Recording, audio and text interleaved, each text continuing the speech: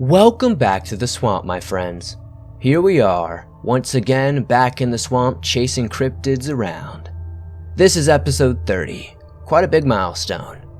Never thought we'd make it this far in this series, let alone any other series. Today, more viewers just like you sent in their allegedly true, creepy experiences with what they call cryptid creatures.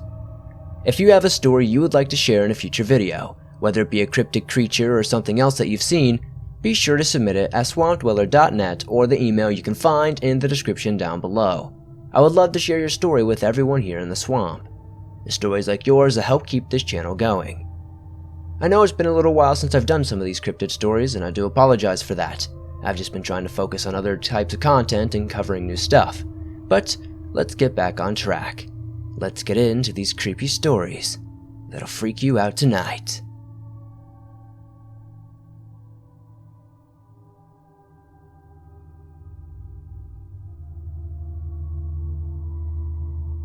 I've been listening to narrated cryptid and mystery stories for about a year now.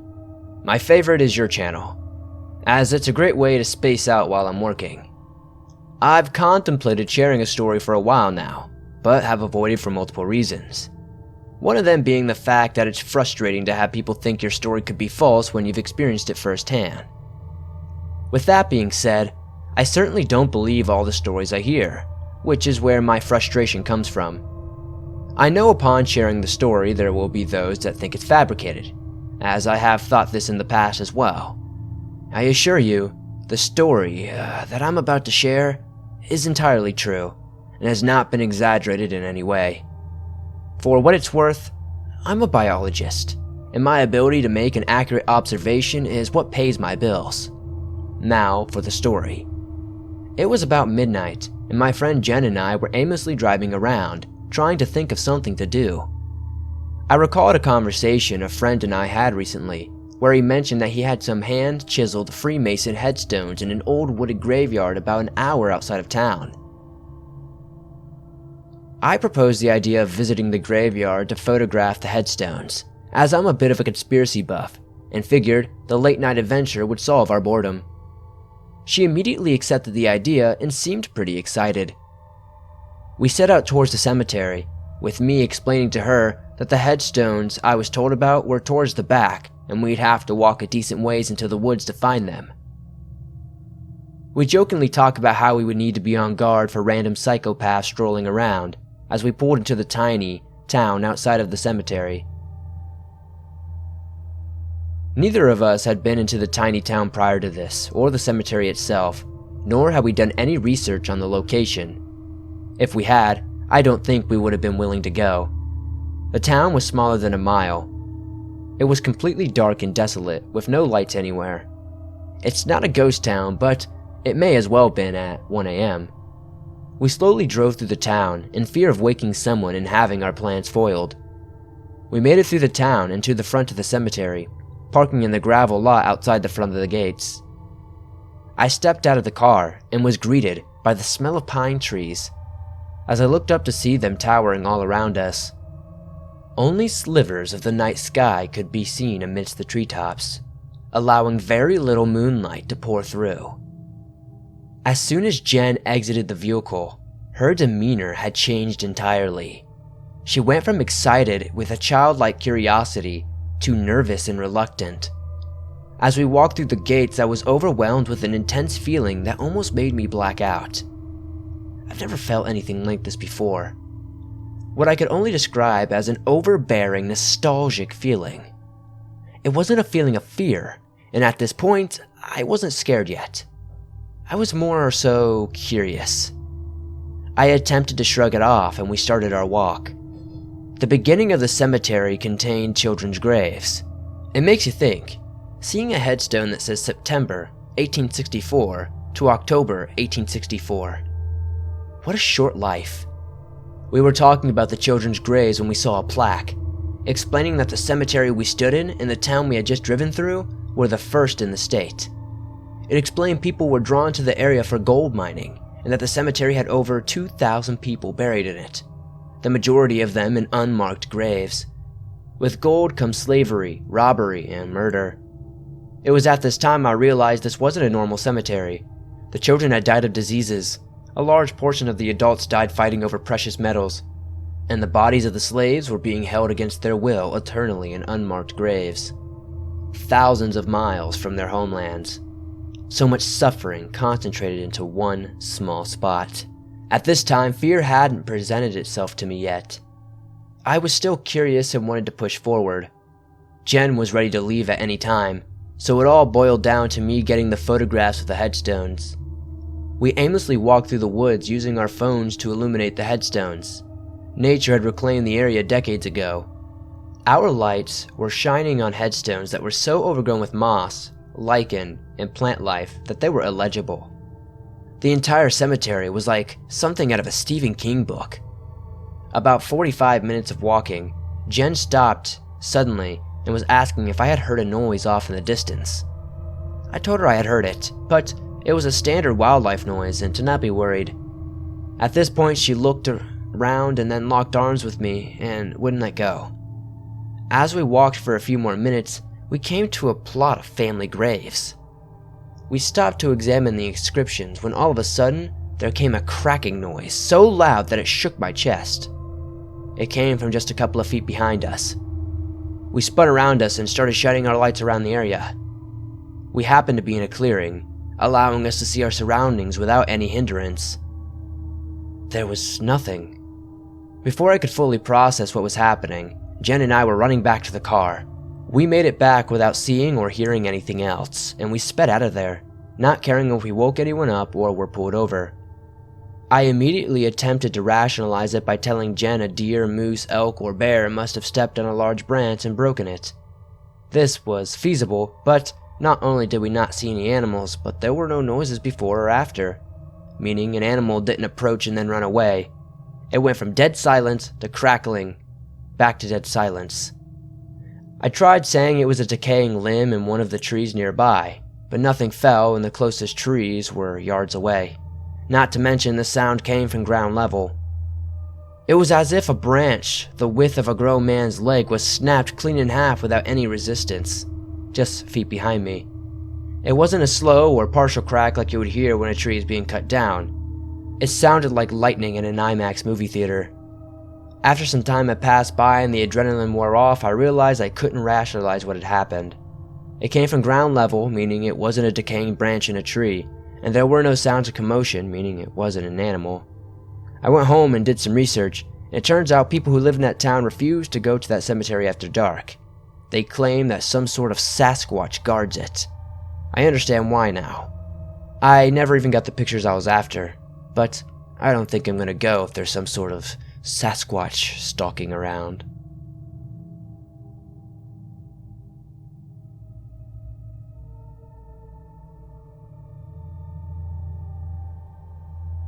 This happened on Lake Champlain about 15 years ago. My friend Tom and I would rent a cabin on the lake every year since we were teenagers. We enjoyed taking the boat out as well as fishing from the tube, a popular area that was on the lake and behind a tube that led into a backwater and some sort of swamp. There was a road that went over the tube usually every night in the summer. It was packed with fishermen fishing for catfish. My friend had to leave suddenly for a family emergency, so I was going to be alone for a few days, then he was coming back up. That night I decided to go down to the tube and go fishing. It was a nice summer night with a breeze coming off the lake. As I parked my truck, I noticed that the tube fishing area was completely empty, and that was surprising. I had never even seen this area empty before, but the good news was, I could get the fishing spot that I wanted. I set up my 2 poles and got nice and comfortable. Far in the distance, I could see the bridge to New York State, and the lights reflecting off the lake. Adding into the nice breeze, it was perfect. I was there for about an hour, and no fish were biting. I could hear a howling noise coming from behind me in the backwater swamp area. It was far away, so I thought maybe it was coyotes. As I sat on the bank, I noticed that the howling was steadily getting closer, and it sounded like multiple animals or something. Add in the breeze, and it was making a howling sound like it was starting to spread out more. I still was not really worried about that, but that would all change. I had been hearing these noises for probably around 20 minutes at this point, and no cars had driven down the road, so it was very dark. Just as I thought it couldn't get any closer or more scary, the howling was noticeably getting louder and headed straight towards where I seemed to be. I still didn't plan on leaving, but it was getting very weird. As the noises got much louder, I got more unsettled. I really feared it was something larger, as the noises were nothing I had ever heard before. It was almost like they were surrounding me, and I would not be able to leave. At this point, I said to myself, I don't want to meet whatever is making these howling noises, as it seemed like they were only 50 yards away. I reeled in my lines and grabbed the tackle box and sprinted for my truck. The worst part was, where my trichromatic was parked was heading towards the noises. I was running so fast I opened the back and threw the gear in and jumped in the truck. I took off and hung a sharp right turn away and back towards my cabins. I was so unnerved to drive past the cabins and over the bridge to New York. After driving 20 minutes, I pulled over in a rest area and stayed there for about an hour until I could drive back to the cabins. I definitely didn't sleep well that night. I'm not sure what I heard, but thankfully, I won't go back there alone ever.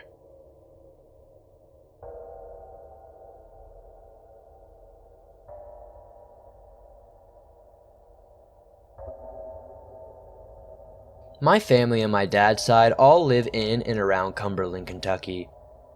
My father moved to northern Indiana before I was born, as there was a lot of work up here. Anyways, he met my mom, then I came along, and as I was growing up, we often visited our family in Kentucky. Through the years, I would spend my summer vacations down there. Looking back on it, I don't think there was anything I would rather do than stay down in that holler on the banks of the Cumberland River. I guess I was 15 years old that summer. I couldn't wait to get down there and ride my horse, shoot my .30-30 Winchester that my Uncle Fred gave me, but most of all, I couldn't wait to go camping. I could hardly sleep the night before. I must have cleaned that rifle 3 times.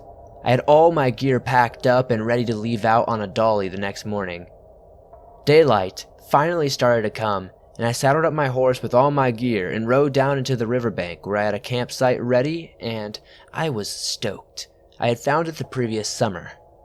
It wasn't long before my Uncle Fred's coonhound showed up looking for a handout. After setting up my tent and unpacking, I decided to go see if I could find any new caves. They were everywhere down there. I went off into a new spot I had never been before, hoping to find some arrowheads or some new caves, and that's when I heard a buck open up on something. I could tell he was cold tracking, so I kept moving up and down a hill in a very rugged country area. About a mile from camp, I found an opening to a cave at the top of the hill. The mouth of the cave was facing the river. It was a beautiful view. I remember looking down and seeing some blackberries in a small pile, like something was gathering them and putting them in a pile at the mouth of this cave. I didn't think much of it, so I shined my mining light in the cave and yelled in, "Hello!" I got in a little ways and had to get down and crawl. I went a little ways in until I came to a big opening where I could see some light on the other side. The cave went all the way through and to the other side of the mountain. I started moving a little faster in that open area, excited to see what would be on the other side, but I tripped in what first I thought was a hole. I got back up and dusted off my pants and looked at what I tripped on. I figured it was probably a black bear because I saw hair everywhere. It looked like some sort of bedding. But it stunk. It stunk awfully. At that moment, I got spooked.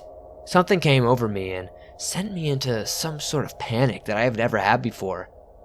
I knew I had to get out of there fast. Even though I had that Winchester, something wasn't right about this place, and it didn't take me long to get my tail out of there and make my way back to camp. About halfway back, old Buck came running up behind me and scared the daylights out of me. I said a few choice words and patted him on the head and started walking again. Something was bothering Buck though. His hair was standing up on his back and he was growling. looking back at where I had just came from. We made it back to camp and did a little fishing before I nodded off under a willow tree. When I woke up, it was black. I couldn't see my hand in front of my face. My light was back at my tent about 50 yards from where I was at. My rifle was leaned up against that willow tree with me. I fumbled around and found the gun and started trying to find my way to the tent. I could hear something moving around me, so I yelled for Buck. Buck was nowhere to be found. After busting my knee on a downed tree and getting cut up by a briar patch, I finally made it to the tent and found my light to start a fire. I could still hear something that stayed out of sight, but never stopped moving. Whatever it was, it had me and the horse thoroughly spooked. I tried to calm her down, but she wasn't having any of it, and this added to my fear, so by this time, I was scared to death. About that time, Buck came out of the woods, but he still wasn't acting right either. A million things must have been running through my mind that night as I sat by the fire listening for any kind of movement. The moon was overhead shining a little light along the riverbank, and I was just starting to calm down a little when all of a sudden, Buck let out a bark I had never heard from him before. He cut out after something, and just as I looked up, I saw the shadow of something big break and run, with Buck dead on his keister. What I saw for just a brief second was up on two legs and moving like nothing I had ever seen in my life. It had to be massive by the sound of the limbs it was breaking, trying to get away from Buck. I yelled out for Buck, but it was too late. It was no use. I could hear him barking every breath like he was tired. When he got on the other side of the hill, it sounded like he was in a fight. I was too scared to go look. Then he let out a yelp, and that's when I heard it. We don't have the words in our vocabulary to explain the gut-wrenching horror that this thing let out. Nothing I'd ever heard before, and it was deep like a lion. It sent chills down my back, and I began to cry because I knew it was getting my dog, and it was probably going to eat him. For whatever reason, I racked off 2 rounds out of the 30-30, and it echoed to the river for what seemed like 10 minutes. Just a few seconds later, Buck came running, and I almost shot him out of fear. He was limping, but he was still alive. I started hugging and kissing him, but he was mad. All his hair was standing up, tail straight out, and a steady growl. This is when I noticed my horse had gotten lost. But I wasn't about to go looking for her out in the dark. I just turned back to the fire, and I heard that thing way off in the distance let out another big bellow. I'm 51 years old now, and I will never forget that sound, and that was the last night I camped on the Cumberland River.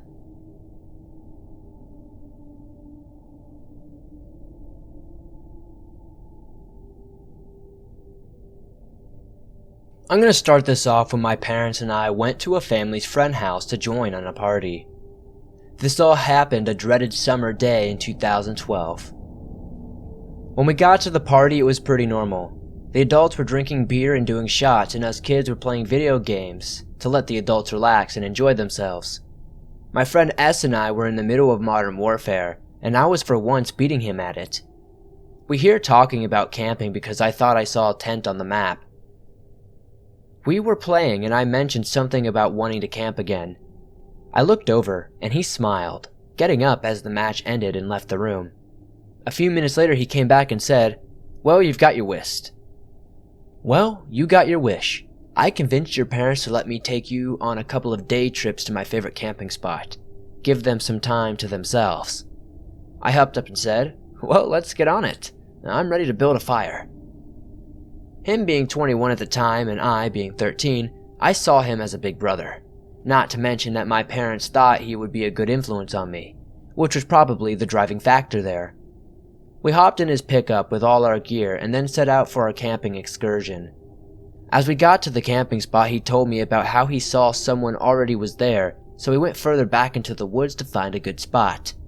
Finding a small area surrounded by trees next to a river, we set everything up in a hurry because we wanted to get to an airsoft war we had planned while getting ready. It was already starting to get dark, so S got the bright idea that we'd do the game in the dark. I followed him along with it because I was excited and wanted a challenge. Dipping out in different directions, we got to our starting places. S yelled, "Ready?" I took a deep breath and then yelled back, "Begin exercise." Vaulting over the log I was behind, I looked around for a moment. I started heading to an advantageous area I saw. We both had sidearms, nothing fancy, just basic little, airsoft guns. Getting to the spot, I looked around for any movement. As my eyes fully adjusted to the darkness, everything got very easy to see. Seeing better in the dark has its perks. Scanning the area, I saw slow movements between some trees and took aim. Following it as I did, I thought I had S when he came from behind the trees, but I didn't. The trees were probably 20 feet from me, so I just know I didn't lose him. I was really perplexed by this. Hearing a twig break behind me, I rolled to the side and then made myself slide down the hill, aiming back up, trying to see if I could find S. There was nothing there that I could see. Lowering the pistol to get a better look, I saw what I thought was the outline of a person. I only saw an arm and a shoulder, a quarter way up the tree I was near. I popped off a couple of BBs at the person, but it wasn't a person. As I heard the rounds connect with a light thwop, I realized it was an S, and it wasn't even human. It stepped from behind the tree, completely, and then stepped into the moonlight. All of a sudden, I was hit with the most god-awful stench I had ever smelled. This thing was like 9 feet tall, super lanky, but toned, if that makes any sense, but froze when its eyes met mine. They were glowing red. They felt like they were violating me and piercing my soul at the same time. I let out a whimper when I saw its head was a bare deer skull with a bottom jaw somewhat like a human's. Its mouth was lined with long shards and slender teeth. Seeing the look on its face reminded me of when my dad would see a magnificent buck while hunting. I got even more scared, and then I realized it was downwind of me the entire time, and the smell only hit my nose when the wind shifted. Hopping up, I ran down the hill, almost falling twice. Getting down the hill, S popped up from around the tree with a smug look on his face, pointing the airsoft at me. The smugness went away as he looked behind me. He saw the thing as clear as I did, but later he said it was smiling wickedly as it glitched at us. It moved as if it was a video game and you have bad internet where you just pop up and people don't seem fluid. S pushed me as fast as he could and yelled, "Run for the truck!" So I did just that, sprinting as fast as my legs would carry me. I looked back to see S shooting at the thing and backing up as he was getting ready to book it. Getting to the pickup, I hopped in and watched what was going to happen next. It glitched once more and kicked S hard enough for him to fly at least 5 feet to the ground. He opened the door and put the keys in. It started up and we peeled out. Obviously, not being safe while trying to get back to safety, as we left the area and got on the road, I looked back to see the thing standing at the entrance of the camping site, glaring at us until we went around the corner and lost sight of it. All the way back, S was freaked out and kept saying, "Dude, what was that? What the heck was that?" Keeping quiet because of shock, I shook my head. When we got back, everyone was really worried about us. We just looked messed up, and not to mention S had some scrapes. We said a pack of wolves got a little curious for our taste and we left. This would be the first time of me telling the story to anyone, and I was just thinking about it now and how it sends chills down my spine every time. Years later, I found out what it was when I was talking to my Aunt Mona, who was a full-blood Kiowa native. We were having a discussion about the tribe mythos when she described one of the creatures, and she noticed I tensed up. Something wrong? No, that just sounds chilling. But little did I know that wouldn't be the last time that I saw what I now know was a Wendigo.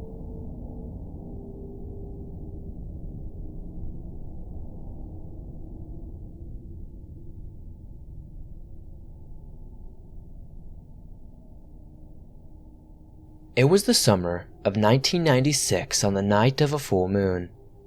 I just got out of the army after an 11-year hitch. I hooked up with 3 friends, 2 guys and a girl.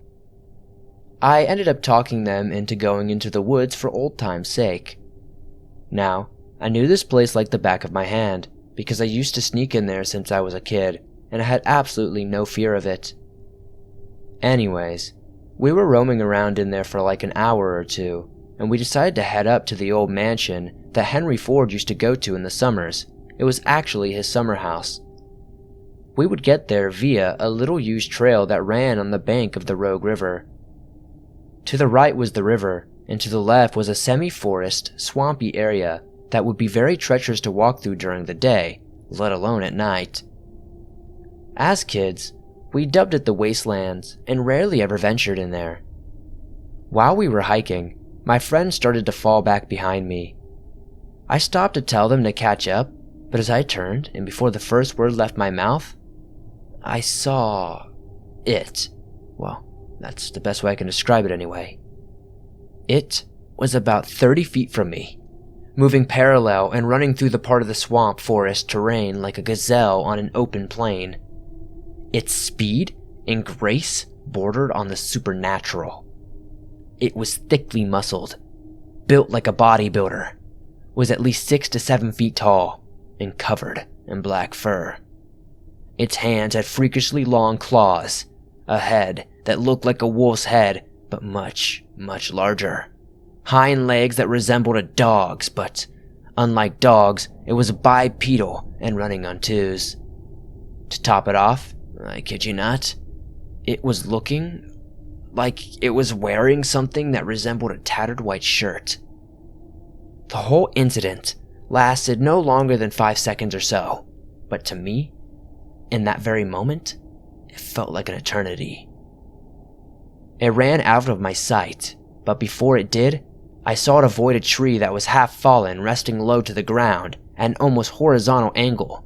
Without even slowing, in the least bit, it bent backward, not forward, and passed underneath it. I saw it again, and I only spoke about this to a very close friend of mine.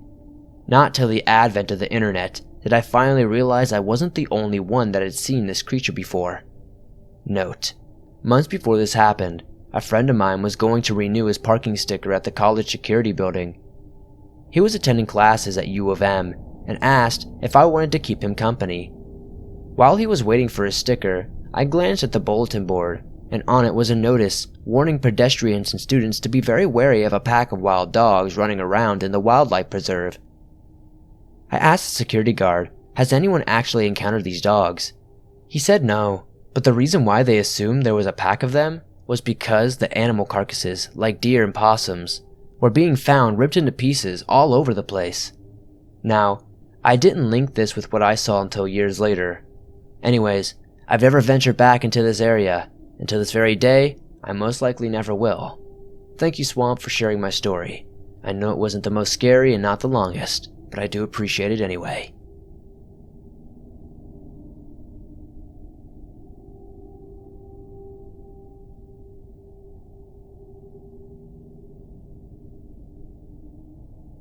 Lamb Legs is the name of a goat man that lives in a wooded area in Millville, New Jersey, somewhere in Cumberland County.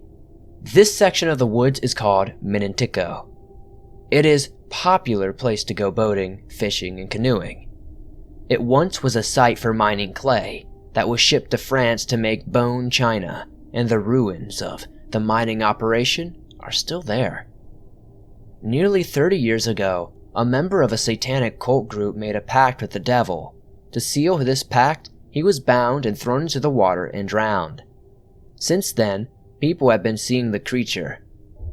They describe this creature as half man and half goat, having the body and arms of a man and 2 legs like a goat, a face mixed between the two with goat horns. At first, I thought that this was only stories to scare people into not going into the woods at night. One night, my brother and his friends went into those same woods at night to be romantic with their girlfriends, if you catch my drift. One had a car, another had a panel van, and my brother had his El Camino. When they got to their favorite spot with the girl, they began as all teenagers do. In the dark, they began to hear something walking around in the woods, just out of sight. Thinking it was just some animal, they did not pay much attention to it at first. After a while, it got quieter, and each couple went into their vehicles. The noises of something walking around got closer and closer, and they started to notice it more. Then, Something was seen moving around them, staying in the shadows, circling them. They were getting worried and anxious about what it was and what it was doing. An inhuman scream was heard that frightened all of them. They turned on their vehicles and headlights to try and see what it was and where it was. Without warning, all of a sudden, something hit the side of the van, smashing the side wall in, and jumped on top of the van, and screamed even louder than before. They all saw it. Lamb legs. As real, as with demonic glowing red eyes jumping up and down on the roof of the van, screaming in a wild rage.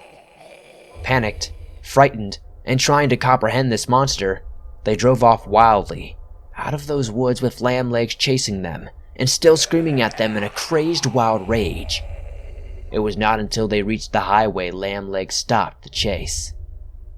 Another night, my uncle and his cousin were in the same woods when they thought they saw a man across the water and went about their business. Suddenly, they heard a loud scream. As they looked to see where it came from, what they thought was a man was then running over the water towards them. They could not believe what they were seeing. When both the fear and reality set in, they both ran for their very lives. Both men jumped into the car and saw up close this evil-looking man, half-goat monster approaching. Terrified, they drove off, being chased by lamb legs. All they could see were his red, glowing eyes. My encounter was years earlier, when I was 10 years old. It was in mid-fall. My father was building an addition to the house, and at this time, only the foundation was built at the back of the house. It was 17 feet wide and 20 feet long. That night, my father went to work at the glass factory. He usually worked from midnight to 8 in the morning, and my mother would soon be home because she was getting done at midnight, at the same time my father would be leaving. After my father left, I needed to use the bathroom, which was at the back of the house with the laundry room. The laundry room had one window next to the soon-to-be addition. On the way to the bathroom, I heard some noise outside behind the house where there is a wooded area between the house and the river, about a quarter of a mile away. Curiously, I looked out the back window to try and see what made the noise. It sounded like a horse walking. Then, I saw something in the darkness of the night. Something about 7 feet tall if I had to guess. It was moving toward the house out of the woods. As it got closer, I could see red eyes. I couldn't believe what I was seeing. Those red eyes. What is this thing? I thought to myself. Then, as it moved right up to the edge of the foundation, 17 feet away, fear gripped me.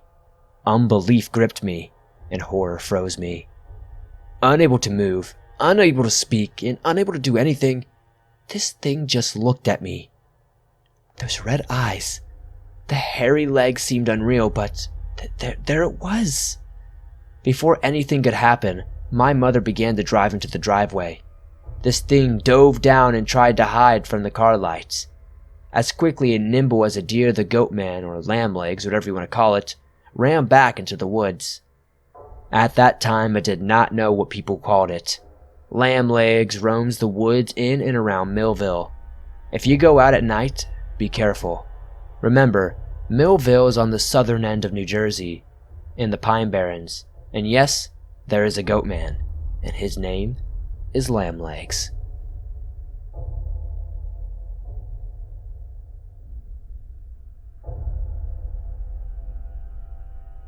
Thanks for listening to these creepy stories sent in by viewers just like you. I don't know about you guys, but I don't want to run into any one of these creatures. Especially not Lamb Legs. He sounds like a real jerk. If you enjoyed these stories, please hit that like button as it helps me out a ton. If you're new to the channel, why not join us here in the swamp? Hit that subscribe button and turn on notifications to never miss a new video. I upload them almost every single day, and all things natural and supernatural. These were some really good stories, and if you have one you would like to share, be sure to do so by going to swampdweller.net or the email you can find in the description down below. I would love to share your story for everyone here in the swamp to listen to. It's stories like yours that help keep this show going. I appreciate every single one of you who support the swamp. If you're not aware, you can download your favorite scary stories from the swamp on iTunes, Spotify, Podbean, and pretty much every other major podcasting platform out there. I know all of you don't have YouTube Premium, and it's kind of hard to listen to videos when you don't have data, so this is a perfect place for you to do that. If you can, leave me a review over there. Any review helps me out a ton. If you made it to the very end, the code word for this episode is Within the Groves. Comment that down below to confuse everyone who didn't make it to the end, and so I can see how many of you do. See you guys soon with another creepy video.